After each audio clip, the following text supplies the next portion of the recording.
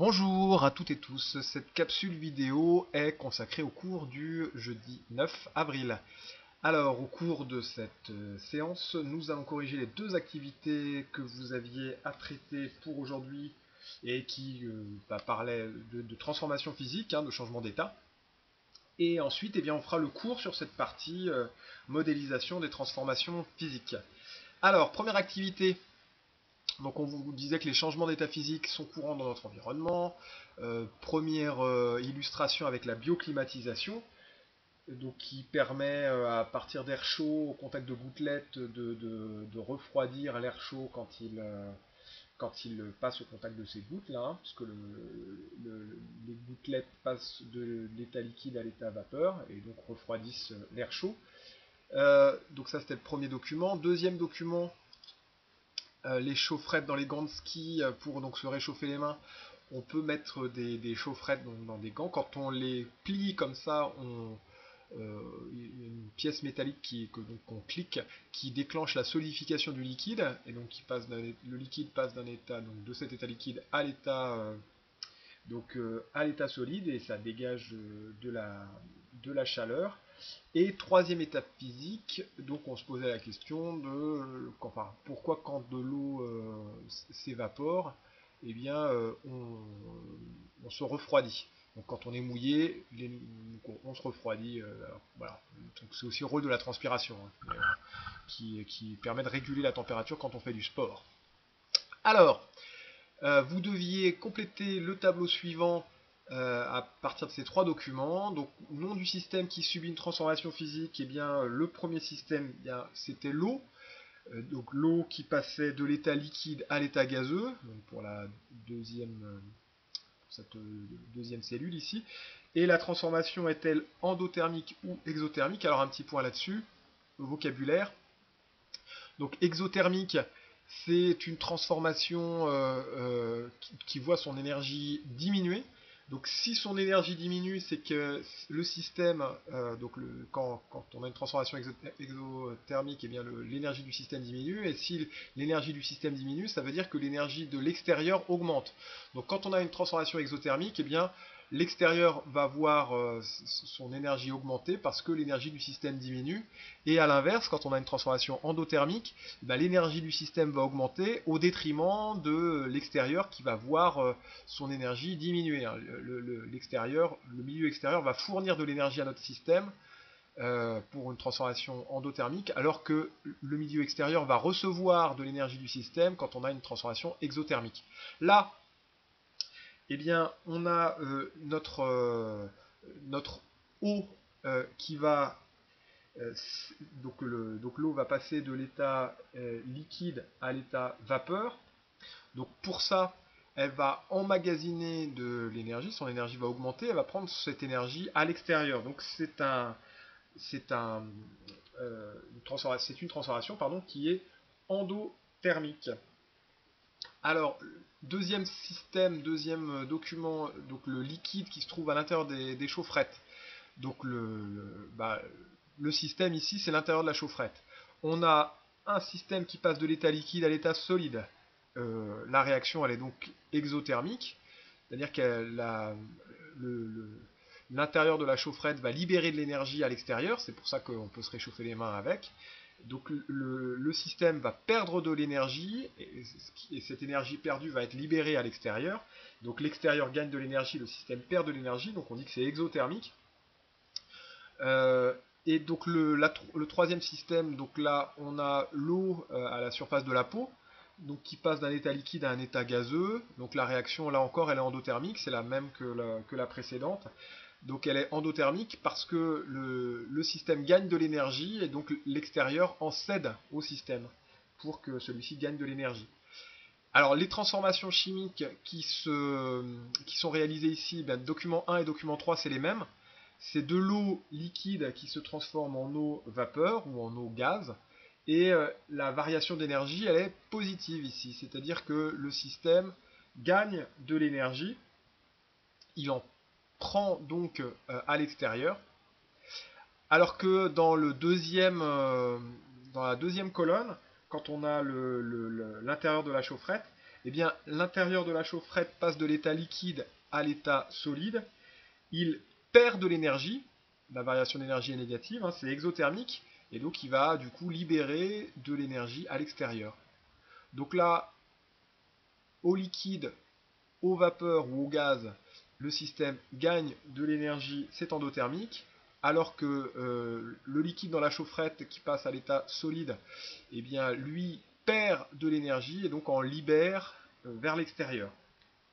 Donc c'est ce qu'on voyait dans cette correction ici. Et donc ensuite, eh bien, on passait à la deuxième activité. Donc dans cette deuxième activité,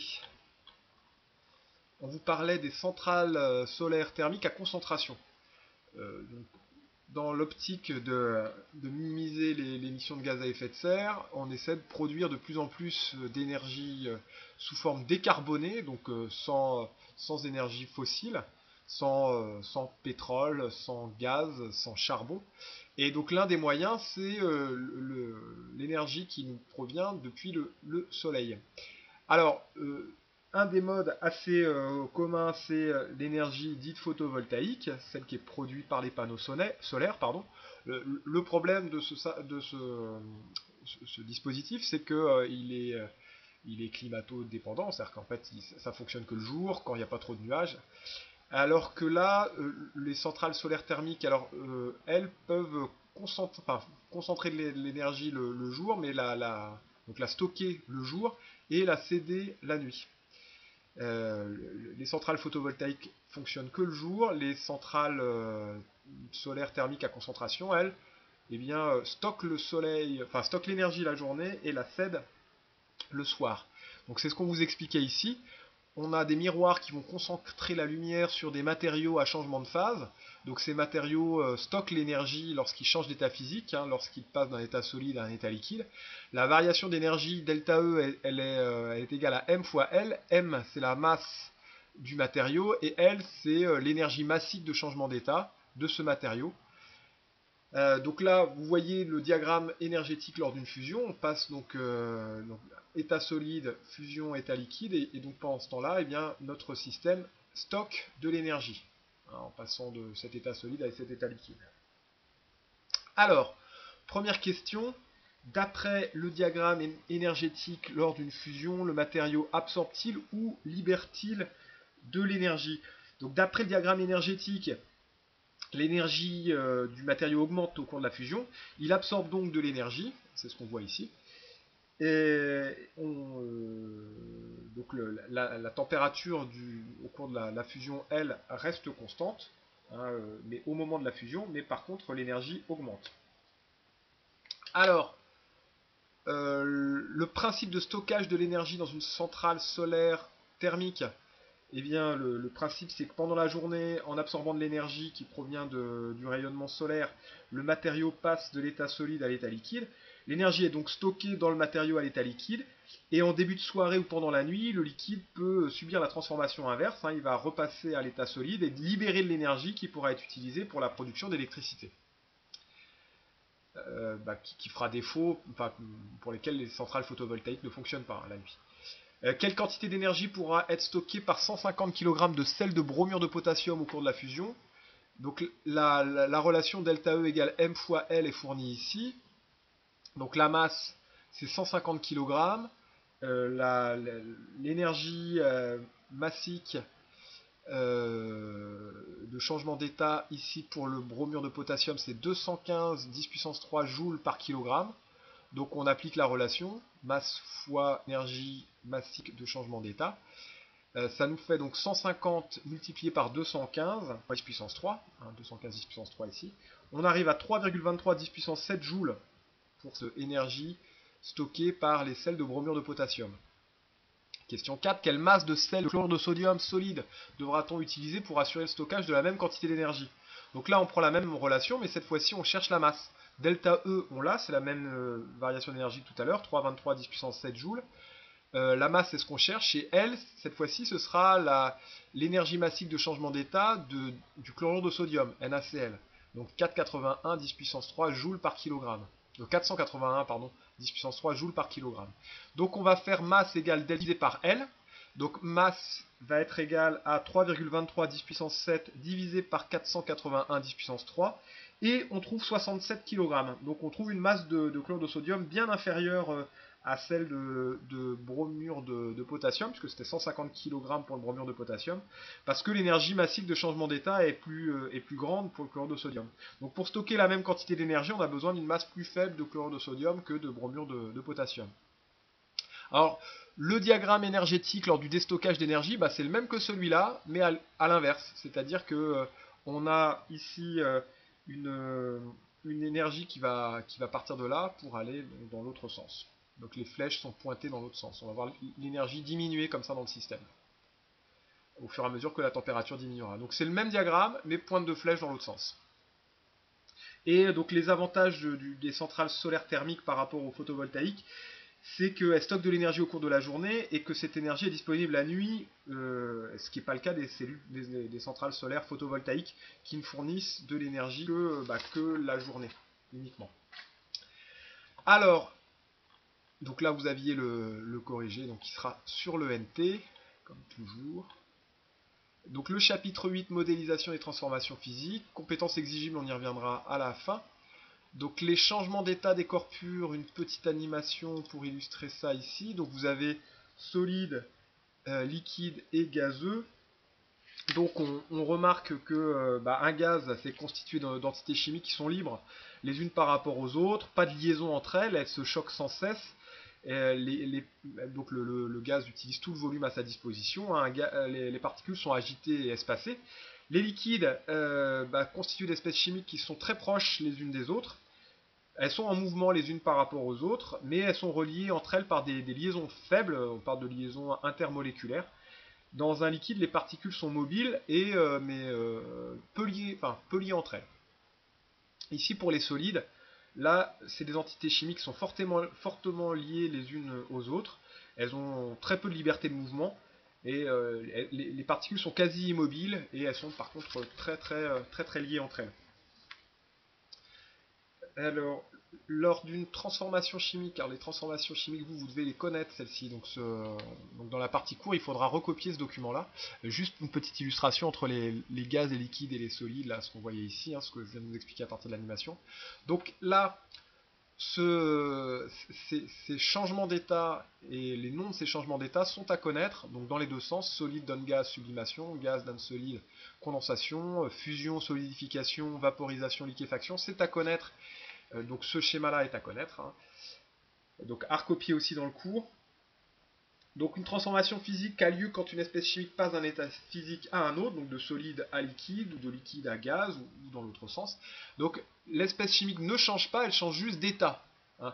Attention à ne pas confondre fusion et dissolution. Lorsque on met un sucre dans de l'eau et qu'on fait fondre, on dit qu'on fait fondre le sucre dans l'eau, entre guillemets, on le fait fondre parce qu'en fait il ne fond pas. Ce qu'on fait, c'est une dissolution. Le sucre ne passe pas d'un état solide à un autre, hein. On ne passe pas du sucre solide au sucre liquide. On passe du cristal de sucre au sucre dissous. Il se dissout juste. Donc attention de ne pas être précis sur le vocabulaire. Donc vous avez une petite illustration de ceci dans le doc 2 de votre livre, page 130. Alors, donc, comme je le disais, hein, lors d'une transformation physique, l'espèce chimique ayant subi la transformation ne change pas. Il n'y a que les interactions entre les molécules qui sont modifiées. Et donc l'élévation de température conduit à une plus grande agitation des molécules. Et inversement, hein, quand on diminue la température, eh bien, on a une augmentation une moindre agitation des molécules et puis une augmentation des liaisons entre elles. Les changements d'état des corps purs s'effectuent à température constante, hein, ça on l'avait vu dans un TP précédent.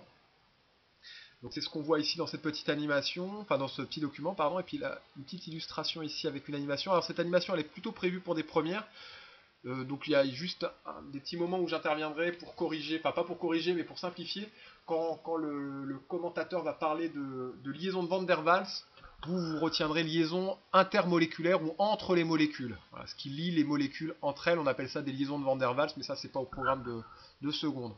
Donc je mets un peu de son ici et on va écouter ça. À 25 degrés Celsius, le diode est solide. Que se passe-t-il à l'échelle microscopique lorsque l'on chauffe ces cristaux? À l'état solide, les molécules régulièrement disposées dans l'espace vibrent autour de leur position moyenne. Lorsqu'on fournit de l'énergie thermique ou chaleur au solide, celle-ci est transformée en énergie cinétique. L'énergie liée à la L'agitation des vitesse. molécules croît, la température s'élève et des interactions de Van der Waals cessent.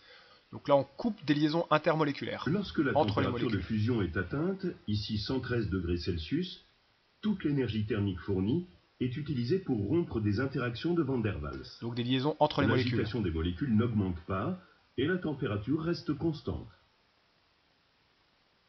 Une fois le diode entièrement liquide, l'agitation des molécules croît et la température s'élève.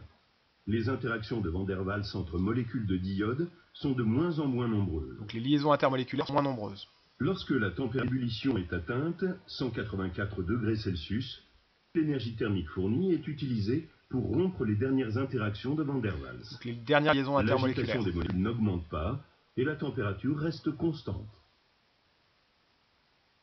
À l'état vapeur, les molécules de diode n'interagissent plus. L'énergie thermique reçue est entièrement transformée en énergie cinétique. Liée à la L'agitation vitesse. des molécules croît et la température s'élève. Ce qui se passe pour le diode peut être généralisé à tout solide moléculaire, que celui-ci présente seulement des interactions de Van der Waals ou possède en plus des liaisons hydrogènes. Donc tout ça, c'est des liaisons intermoléculaires, ce qui permet la cohésion de ce qu'on appelle les solides moléculaires. Donc les liaisons entre les molécules dans un solide et dans un liquide. Alors, donc, quand vous avez un changement d'état, donc un changement d'état, c'est le passage d'un état solide à un état liquide, par exemple, donc la fusion, ou le passage d'un état liquide à un état gazeux, donc la vaporisation, ou dans l'autre sens, gazeux à liquide, donc la liquéfaction, ou liquide à solide, la solidification. Eh bien, ce changement d'état, on peut en faire une représentation symbolique grâce à une équation de changement d'état. Cette équation de changement d'état est l'écriture symbolique de la transformation physique d'une espèce. Et donc on passe d'un état solide ici à un état liquide. Donc on écrit l'équation H2O solide donne H2O liquide. Et donc on a l'équation du changement d'état qui a lieu à ce moment-là. Alors, donc ça, vous devez être capable d'écrire ce type d'équation de changement d'état, quel que soit le changement d'état, dans le cas d'une fusion, solidification, vaporisation, liquéfaction, condensation, sublimation. Donc on remarque bien que l'espèce chimique elle reste la même, la seule chose qui change, c'est son état physique, qu'on précise ici, solide, liquide ou gazeux. Donc avec un petit s, un petit l ou un petit g. Alors les transferts d'énergie, donc lorsqu'on a une fusion, une vaporisation ou une sublimation, donc je répète, fusion, vaporisation ou sublimation. Donc fusion, toutes celles qui sont en bleu ici. À chaque fois, dans toutes ces situations, pour qu'on ait une fusion, une vaporisation ou une sublimation, on va devoir apporter de l'énergie à notre système. Donc l'énergie du système va augmenter. Donc on dit que la transformation, elle est endothermique. C'est-à-dire que on va fournir de l'énergie au système pour que son énergie croissent. Donc là, une transformation, donc l'énergie du système augmente, et l'énergie du milieu extérieur diminue. Alors, par exemple, quand vous avez de l'eau quand vous transpirez, vous avez de l'eau sur votre bras sous forme de sueur, et cette sueur va passer de l'état liquide à l'état vapeur, et donc pour ça, elle va prendre de l'énergie à votre corps, et donc votre corps va voir son énergie diminuer, donc là c'est l'extérieur, alors que l'eau va voir son énergie augmenter. Donc les transformations en bleu ici, donc on apporte de l'énergie au système pour que cette transformation ait lieu, donc on dit que c'est endothermique, l'énergie du système augmente. L'énergie par contre de l'extérieur diminue. Toutes celles qui sont en rouge, c'est l'inverse. Pour toutes celles qui sont en rouge, le système va voir son énergie diminuer. Donc passage de l'état gazeux à l'état liquide, donc liquéfaction, ou l'état liquide à l'état solide, solidification, ou l'état gazeux à l'état solide, donc condensation. Donc là, l'énergie du système diminue, et donc à l'inverse, l'énergie de l'extérieur augmente. Si l'énergie de l'extérieur augmente, eh bien, donc on dit que la réaction elle est exothermique. Donc quand l'énergie du système augmente, donc toutes les transformations en bleu, on dit que c'est endothermique, et donc à l'inverse, l'extérieur va voir son énergie diminuer. Et quand l'énergie du système diminue, eh bien, on dit que c'est exothermique, et donc à l'inverse, l'extérieur va voir son énergie augmenter. C'est tout ce qui est expliqué ici. Alors l'énergie transférée lors du changement d'état d'un kilogramme d'une espèce chimique, on l'appelle l'énergie massique de changement d'état. On en a déjà parlé dans l'activité 2, c'est L, ici, qui s'exprime en joules par kilogramme. Cette énergie est aussi appelée chaleur latente de changement d'état. Les énergies massiques de changement d'état inverse ont des valeurs opposées. Donc par exemple, fusion-solidification, c'est la même valeur, mais avec un signe moins qui pourra apparaître. Là, en seconde, les signes des énergies, bon, ce ne sera pas très important. On va le voir dans les compétences exigibles. Mais donc là, l'énergie nécessaire pour faire fondre 1 kg d'une espèce chimique, eh bien, c'est la même énergie qu'on récupérera quand un système chimique va passer d'un état solide à un état liquide. Et de même, l'énergie nécessaire pour passer un système d'un état liquide à un état vapeur, eh bien, c'est aussi l'énergie qu'on récupérera quand ce même système passera d'un état vapeur à un état liquide. Donc toutes ces valeurs, on vous les donnera. Par contre, cette relation-là, vous devez le connaître. L'énergie transférée par transfert thermique lors du changement d'état, elle est égale à M fois L. M, c'est la masse du système, donc on a fait un calcul comme ça dans l'activité 2. Et L, c'est l'énergie massique de changement d'état. Et alors là, ça c'était un petit rappel de la dernière ligne ici, un petit rappel de troisième. Le lien entre la puissance et l'énergie transférée, c'est P égale E sur delta T ou Q égale P fois delta T. Bon, c'est le lien entre puissance et énergie, P égale E sur delta T, relation que vous avez vue en troisième, où E égale P fois delta T. Bon, ça, on l'utilisera aussi, mais ce sera souvent rappelé dans les exercices parce que ce n'est pas des compétences exigibles de seconde, mais plutôt de collège. Et enfin, pour réussir à obtenir ces énergies massiques de changement d'état, on peut utiliser un calorimètre. Alors un calorimètre, vous en avez peut-être à la maison sous la forme d'un vase de War, ce qu'on appelle un thermos. On considère qu'un calorimètre est thermiquement isolé, c'est-à-dire qu'il n'y a pas de transfert d'énergie entre lui et le milieu extérieur. Donc ce qui fait que si, pour vous donner un exemple, si on met un glaçon d'eau de masse M à la température θ1 dans de l'eau liquide dans un calorimètre, eh bien, la somme de toutes les énergies échangées sera égale à 0, parce qu'on considère que le calorimètre il est isolé, donc il n'échange pas d'énergie avec l'extérieur. Alors ce qui va se passer pour l'eau et son calorimètre, c'est que eh bien, la température va diminuer, ici, donc on va passer d'une température θ'1 à une température θ2 qui sera plus petite, puisqu'on met un glaçon à l'intérieur. Donc ici, Q4 et Q5 eh bien, seront négatives, ce seront des énergies qui seront perdues ici par l'ensemble au calorimètre, alors que pour le glaçon, lui, il va voir son énergie augmenter. Donc ça, ce sera positif. Quand le glaçon va passer d'une température θ1 à 0 degré, ensuite il va fondre, à 0 degré il va fondre, là encore il va avoir son énergie augmenter, et puis il va arriver jusqu'au θ2, donc son énergie va encore augmenter, et donc la somme de toutes ces énergies sera égale à 0. Donc ça, si on peut, suivant le confinement, on fera un TP là-dessus, et ce sera sûrement plus clair une fois que vous aurez fait l'expérience. Donc pour la semaine prochaine, vous avez des exercices à faire sur ce chapitre. Pas de cours le lundi 13, hein, c'est le lundi de Pâques. Donc ce sera à faire pour le lundi 16 avril. Alors bonne journée, bon courage et à bientôt.